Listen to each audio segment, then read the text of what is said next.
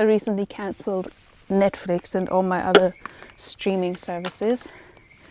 And with the money I saved, I bought this. I bought a fire pit. And one of the reasons I bought this and I did this was because I wanted to be bored. And in this video today, I want to make a case for boredom. And so if you're new here, hi, I'm Giselle Stein, but everyone calls me G. I'm a fantasy author and I live in a remote cabin in Western Australia. And I write about witches. And if you're curious and want to know more about my writing, you can grab a free story at the link in the description. And of course, if you want to hang out with me around this fireplace, make sure to subscribe. Right, now that that is out of the way, let me make a case for boredom and tell you a little bit more about why I decided to do this now and why I felt like it was so important. And the catalyst was that I had developed, I developed this sort of flickering sensation around my eye, and I realized that that was eye strain from looking at too many screens. Basically, almost every waking minute of my life, I spent looking at a screen, probably 80%, sometimes 90% of the day. And I thought, when I look back on my life one day, is that really what I want to see? Is that really what I want my life to be, you know? And I decided that the answer is definitely a huge resounding no. And so I really think it is true what they say, that the body keeps the score. You know, it's oftentimes only when we develop physical symptoms that we start to look at our lives and realize, you know, actually something's wrong here and I better listen to my body, what my body is telling me. And this eye strain was really the wake-up call that I needed. There are certain tasks in my work that I do not need to do on the laptop, so I've started writing with my hand a lot more again, as much as I can. Or on a nice day like today, I can, you know, even take my laptop and work outside. But above all else, really, it's about the time I spent not working. I do not need to be on my phone the entire time. You know what I mean? I don't need to watch Netflix every evening. That is actually not what gives me the most joy and the most relaxation. So I really want to make the hours count that I spend not working and spend as much time as I can outdoors. So thank you, body. Thank you for the warning call. I heard you. But you know, there's another reason why I am becoming more and more interested with boredom, and I tell you what that reason is in a second. But in order to understand where I'm coming from, I think it might be valuable to actually understand where I'm coming from. Sorry, I'm originally from Germany. I grew up in a small town in Germany and then moved to Berlin after I finished high school, and I worked as a TV producer for about 10 years on or off and went traveling in between. And it was in Berlin that I developed this serious nature deficiency.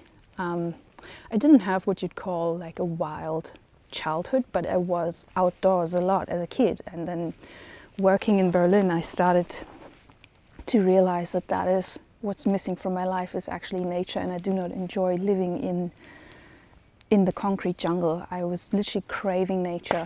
And I made a rather radical decision at the time to solve that. I had been on holiday in South Africa and met a couple of safari guides while I was down there. And so I decided to do the safari guide training. So for 1 year, I went to Southern Africa and did the safari guide training. And I guess there you can see how desperate I was to get out there, that I did this really radical thing. And you don't need to do this radical thing, you know. But I was craving that, and I am a bit more extreme in that way. So anyway, fast forward till today. During the training, I met my husband Frank, who's from Australia, and then during the pandemic, we moved here together, and now I live in Australia. We're renting this lovely cabin here at the moment in the woods, and hopefully we'll build our own place one day in the wild somewhere. So that's where I'm coming from. So I have been very interested in I have been determined to forge my own path back to nature, and I'm becoming more and more interested in that original version of myself that nature had designed, that nature had in mind for me, for us all to be. You know, there is a version of myself that my whole body evolved alongside nature, and this body is capable to survive out in the wilds. This body is very comfortable out here and is at home out here. This body was made to forage and climb rocks and climb trees. And so there's two aspects of being an original human that are often overlooked, I think. And the first one is boredom, and the second one is awareness. And those two kind of go hand in hand. So when we think of, you know, cavemen and women back in the day, living in the wilds of Africa or whatever, we often think of them as hunter-gatherers, you know, out and about, reading tracks, hunting animals. And I mean, that literally is because of the name we gave them, you know, hunter-gatherers. But I think for a large part of their days, our ancestors actually sat around doing absolutely nothing. They would literally just sit in a cave or sit on the hill and look out at the land. And we can only assume that they used to have the same kind of inner life that we have today, that they would think about stuff and they would dream and they would come up with all kinds of, you know, stories and realities and possibilities. And so I think it is very natural for us to take time to do absolutely nothing. And awareness goes hand in hand with boredom, because while, yes, people would have sat around doing nothing at all, they still, like every other animal out there, would have had to be aware. They would have had to be aware of their surroundings, listening out for alarm calls, listening out for possible danger. So they were never completely switched off either. And when I was training as a safari guide in Southern Africa, one of the course elements was the trails guide element, where you actually go out on foot tracking animals and learning how to approach them safely. And a huge component of that course element was to be aware, to focus on all your senses and listen to the alarm calls, just like this bird here right now. This bird is not happy about something, and so you really start to pay attention to everything that surrounds you all the time. And I think that is why we are so in love with mindfulness. Mindfulness is just another word for awareness. That's why it feels so good. That's why we enjoy meditating and becoming quiet and all that. We're supposed to be aware. We're supposed to be bored, and we're supposed to be aware. There is a catch with boredom though, and that is, I think, the reason why so many of us are avoiding it these days and seeking distraction as much as possible. And that is that boredom tends to bring up the stuff we don't want to come to the surface, the stuff that we'd rather keep buried. So as soon as you're bored and you're not distracting yourself and you don't look at other people's lives, you're going to look at your own life, you know? Sitting around doing nothing can be really uncomfortable, because then we just have to sit with that discomfort, and we have to sit with anything that comes up or anything that's going on in our lives that we don't want to face. Hello,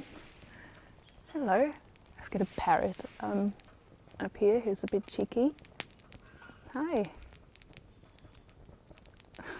Let me show you. Hello, little troublemaker.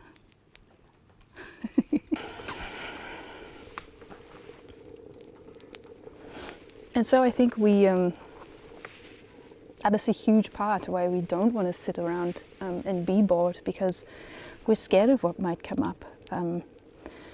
And I think we are also just not used to it anymore. We're so used to the distraction, we're so used to the noise that it does feel unnatural and it does feel uncomfortable. I just think the best way is always through. And so you have to sit with whatever comes up. And beyond that discomfort and beyond that weird, awkward silence with yourself, that is where really, really interesting revelations are hidden.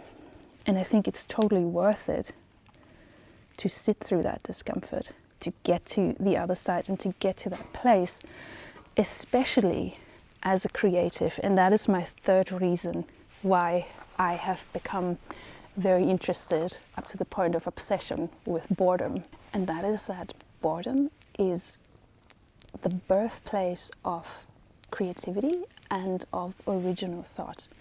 So I told you that I'm a writer, and so for me it is incredibly important to be able to access creativity. Obviously, creativity is literally how I make a living. That bird thinks I have food. It's just, yeah, there's nothing here. Never a dull moment out here. I said in a recent video that I am exhausted by all the content consumption that is asked of me whenever I'm online. So I follow a lot of brilliant minds here on YouTube or on Substack, and engaging with their stuff and consuming their content can inspire me and can inspire a piece of writing, for example. But at the same time, I also run the risk of then just copying them. And so I'm just really interested to figure out what my own opinions are, what my own thoughts are.